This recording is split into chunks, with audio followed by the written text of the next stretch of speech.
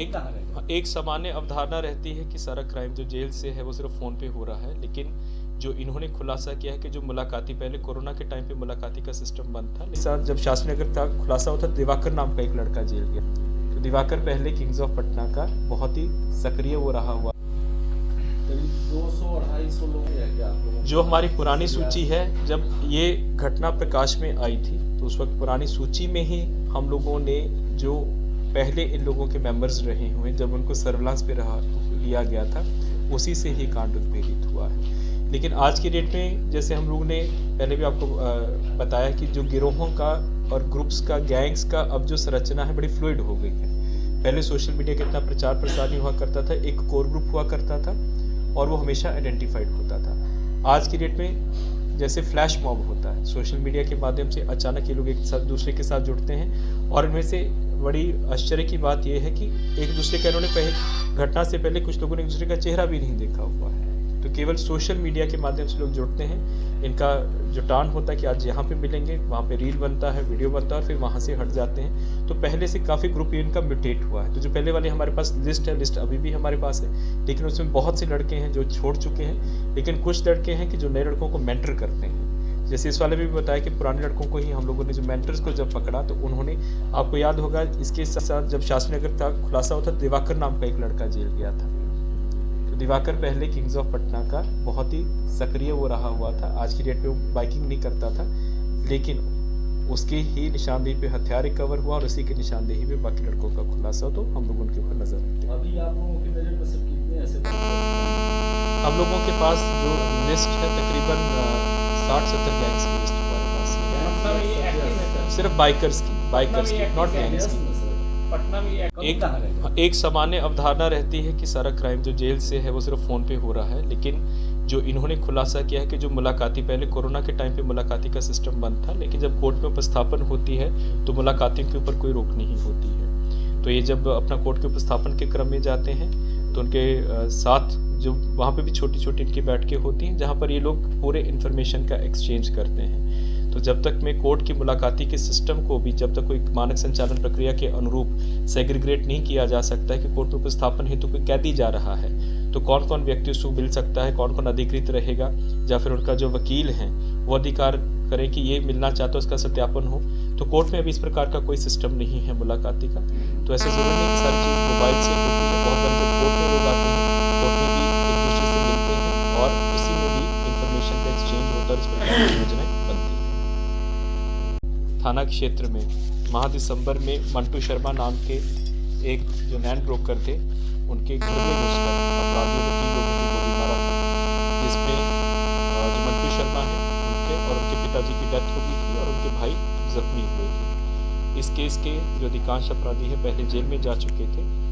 उसमें एक जो मेन अपराधी है जिसने घर को चिन्हित किया था और रकी किया था, जिसका नाम शेषनाथ है, जो कि सुनामा दीदारगंज का रहने वाला है, उसका अभी फिरार चल रहा था। तो हम लोगों का जो टीम उसका पीछा कर रही थी और उसको जब पकड़ा गया तो उसके पकड़ने से खुलासे हुए और उसी के ही निशानदेही पर और उसी के साथी मिलाकर टोटल इस गिरोह के 8 मेंबरों को पकड़ा गया है। सबसे पहले जब हम लोग इस केस का इनको शेषनाथ का पीछा कर रहे थे तो इसके साथ जो संपर्क में जो लोग थे उनका हम लोगों ने जब उनको उठाया तो पहली 3 गिरफ्तारियां इंदरपुरी एरिया से हुई हैं, जो कि शास्त्री नगर थाना में पड़ता है। इसमें जो 3 अपराधी पकड़े गए हैं उनका नाम है गुलेटिया उर्फ छोटेलाल पासवान। छोटेलाल पासवान मूल रूप से रसूलपुर तिर्की थाना भगवानपुर जिला वैशाली का रहने वाला है और वर्तमान में ये राजीव नगर के पास खैनी का कारोबार करता है। उसका दूसरा साथी जो पकड़ा गया सनी साहनी, जो कि सोनपुर जिला सारण का रहने वाला है, और तीसरा जो पकड़ा गया अजहर आलम, जो कि मूल रूप से भागलपुर का रहने वाला है लेकिन यहाँ पर बाबा चौक में रहता है। जो छोटेलाल पासवान है ये 2012 से ही अपराध जगत में है और महुआ से और भगवानपुर से जेल जा चुका है। जो सनी साहनी है ये छपड़ा से लूट और अटेम्प्ट टू मर्डर के केसेस में और डकैती के केसेस में 4 केसेस में जेल जा चुका है और अजहर आलम इन लोगों का नया लड़का था। इनकी गिरफ्तारी से एक चोरी का बाइक रिकवर हुआ है। जब इन लोगों की पूछताछ की गई, क्योंकि शेष के साथ संपर्क में थे, तो इनकी निशानदेही पे फतुआ में समानांतर रूप से छापामारी हुई और फतुआ थाना क्षेत्र से कुल 5 अपराध कर्मियों को पकड़ा गया।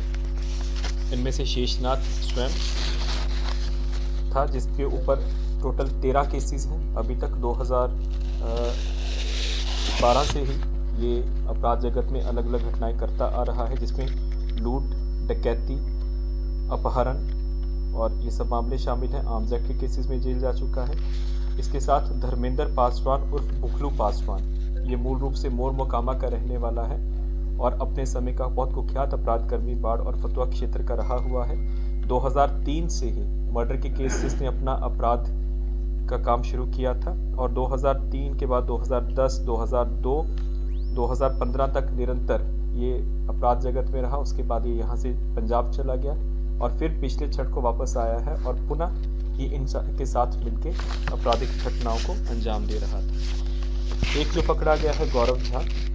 गौरव झा भी मूल रूप से कामा का रहने वाला है और इसके ऊपर 2016 से ही 5 आपराधिक केसेस हैं। एक मुकेश पासवान की गिरफ्तारी हुई है, जिसके ऊपर 7 केसेस पूर्व में हैं। 2018 से ये अपराध 2010 से ही इनफैक्ट अपराध जगत में सक्रिय है। एक राजवीर सिंह की गिरफ्तारी हुई है। राजवीर सिंह 2019 से अपराध जगत में सक्रिय है और एक टाइम पे, अगर आपको याद होगा, जो क्राइम की रिपोर्टिंग करते हैं कि आनंद सिंह, उनके कहने पर ये पंडारक में शूटिंग करने के लिए गया था। भोला सिंह को एज ए शूटर सुपारी दिया गया था, जिसमें स्थानीय लोगों ने इसको पकड़ लिया गया था और वो एक सुपारी किलिंग बची थी और उसके बाद ये अभी जेल से छूटा है और पुनः इनके साथ मिलकर अपराध जगत में ये सक्रिय हो गया है। तो इस प्रकार कुल 8 अपराध कर्मियों की गिरफ्तारी हुई है।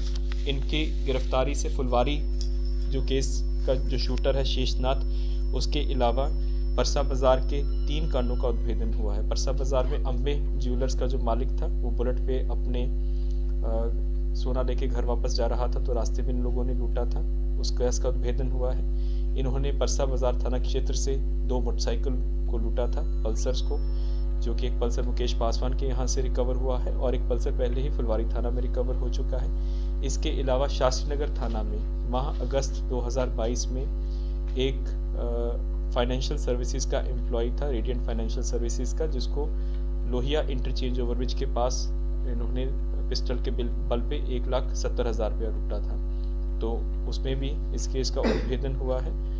अपहरण करना था, उसका सारा इन्होंने रेकी भी कर लिया था, वीडियोग्राफी भी कर लिया था, लेकिन इनके समय पर पकड़े जाने से वो भी किडनैपिंग फॉर रैंसम का केस बचा और एक सुधा एजेंसी का मालिक था सोनपुर थाना क्षेत्र में, जिसकी इन्होंने रेकी करके रखा हुआ था। तकरीबन 15 लाख का उसका व्यवसाय था, जिसको इनको लूटने का प्रोग्राम बनाया हुआ था। इनकी गिरफ्तारी से उसकी वही हम लोगों ने उसको फेल किया है, इनके मंसूबों को। इसके अलावा जो फतुआ वाला ग्रुप पकड़ा गया है,